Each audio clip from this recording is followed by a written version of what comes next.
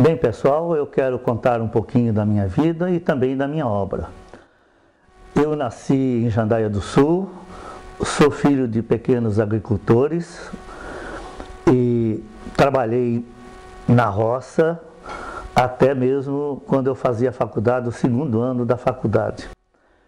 Então, eu gostaria de falar como que eu comecei com a literatura, como que eu comecei a escrever. A gente morava no sítio, nós somos em 9 irmãos, uma família grande, e toda agricultura familiar, todos têm que trabalhar para buscar o seu sustento. Enfim, eu sou o mais novo e tive o privilégio de estudar junto com outro irmão, e o restante 8 irmãos não conseguiram estudar, porque naquele tempo não tinha escola realmente, alguns vieram estudar mais tarde, e eu tive a oportunidade de estudar, mas meu pai me colocava para trabalhar até das 7 horas da manhã a 1 hora da tarde, e depois da 1 hora da tarde a gente ia para a escola. Eu fiz da 5ª série em diante, eu sempre estudei à noite, porque durante o dia nós tínhamos que ajudar nossos pais, e foi justamente com essa lida do trabalho que eu percebi que eu tinha que mudar a minha vida. E no começo foi muito difícil, porque a gente não tinha luz elétrica em casa, eu tinha que ler a base de lamparinas, de lampiões, e então, como isso era muito difícil e nos deixava praticamente cegos durante a noite, que a gente tinha que fazer a leitura, eu acabei tendo que ler os primeiros livros na praça pública. Então, quando as aulas terminavam, por volta das 10h30 da noite, eu conseguia ficar mais 1 hora na praça da minha cidade, lendo os livros que eu queria. E as pessoas até da cidade achavam muito estranho aquilo, alguns achavam que a gente até era meio maluco, mas era a forma que eu tinha para poder obter conhecimento. Então, durante a noite, a população da pequena cidade me via lendo livros debaixo dos postes de iluminação na praça pública. E isso acontecia até 11h30, até meia-noite, quando daí o guarda não deixava ficar lá e assim por diante. Mas aí que eu senti o gosto da leitura. Eu percebi que se eu quisesse ser escritor, eu tinha que ter conhecimento, porque só de inspiração o escritor não vive, ele precisa conhecer muito aquilo que ele está escrevendo. Então, através da leitura, eu fui obtendo conhecimento. Num ano, por exemplo, eu tive a capacidade de ler 152 livros. Isso dá uma média boa, cada 2 dias, 2 dias e meio, um livro. Mas eu li tudo que vocês possam imaginar, desde coisas boas até as porcarias. Eu não tinha professores ou um bom orientador que me indicasse as boas obras. Então eu li desde os livros ruins até as obras-primas. Mas eu fui descobrindo quem eram os bons escritores. E isso para mim foi muito importante. Então eu fiz uma viagem em cima da literatura brasileira, né? E sobretudo também da literatura estrangeira. Mas é a literatura brasileira que me encantou. E assim eu comecei a escrever. O meu primeiro conto eu escrevi dos 14 para os 15 anos, eu me lembro até hoje.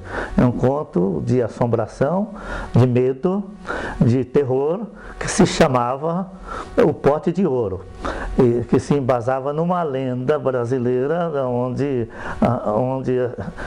essa lenda, hoje eu sei, vinha desde 1600 sendo contada pelas pessoas. Mas esse conto era muito ruim. Eu me deparei com uma situação difícil. Eu queria ser escritor, mas não sabia escrever, eu não sabia gramática, eu não sabia nada da língua portuguesa. Porque, como todos nós sabemos, as pessoas que moram no sítio, elas conjugam o verbo de uma forma só. Não em todas as... o verbo nunca é conjugado de uma forma correta. Então eu tive que aprender muito. E eu tirava notas ruins nas provas de língua portuguesa. Era 3, 4, 5, era uma coisa horrorosa. Os professores olhavam para mim e diziam: olha, não tem jeito, ele quer ser escritor, mas ele não escreve uma frase correta. Bem, então, diante disso, até meio ofendido, eu peguei, não, deixa, eu vou resolver essa questão. Eu peguei uma grande gramática, a gramática antiga. Com a leitura dessa gramática, num prazo de 1 ano, eu estava entendendo a língua portuguesa mais do que os professores. E a partir disso, então, eu comecei a escrever de uma forma correta. O outro problema era agora se aquilo que eu ia escrever ia prestar ou não. Então, dos 16 anos aos 18 anos, eu escrevi o meu primeiro romance. Chamava-se Bagaços de Gente. Olha o título, só para ver, já dá para entender como que os meus personagens eram. Esse livro tinha 252 laudas escritas, datilografadas, aquelas maquininhas antigas da Olivetti, no espaço 1. Mas era um livro interessante, um livro que fez com que eu me aprimorasse na técnica. Mas esse livro nunca foi publicado, a razão é muito simples. Anos depois, eu lendo o livro, eu percebi que numa página tinha ali o Jorge Amado, na outra tinha o Érico Veríssimo, na outra tinha o Guimarães Rosa, na outra tinha o Machado de Assis e assim por diante. Então, toda a minha influência estava ali. Os autores que eu tinha lido, que eu estava lendo, estavam todos nesse romance. Então o romance realmente era imprestável. Mas foi um bom exercício para a minha atividade literária. Ele não prestava, mas ele foi uma iniciação muito boa. E revelou também as minhas influências. Hoje eu posso dizer de quem eu sou filho na área de literatura. Eu sou filho de um Machado de Assis, eu sou filho de um Monteiro Lobato, de um José Lins do Rego, do Érico Veríssimo, do Graciliano Ramos, do Guimarães Rosa e assim por diante. E de outros autores que todos foram contribuindo para a minha formação. Mas a partir desse livro, que eu encerrei quando eu tinha 18 anos, eu comecei um outro. E esse outro é que de fato, vai fazer a grande diferença nisso. Mas antes de falar sobre ele, eu queria dizer como que eu fiquei famoso na minha cidade. É um fato bem inusitado. Eu tinha lido os livros de uma escritora brasileira, a Adelaide Carraro, e ela escrevia uns livros bem picantes e de crítica social. Eu, então, ainda morando no sítio, sempre morei no sítio, escrevi uma carta de 3 páginas datilografada para ela falando da sua obra, o quanto era boa a sua obra. E mandei então para ela no endereço da editora. E passaram-se os tempos, não recebi resposta nenhuma, mas um certo dia eu, indo para a escola, saindo da propriedade rural, indo para a escola, eu percebi que todas as pessoas da cidade olhavam para mim e apontavam para mim. Eu pensei, puxa vida, será que eu estou com a roupa suja? Será que eu estou com alguma peste? Todo mundo está olhando para mim?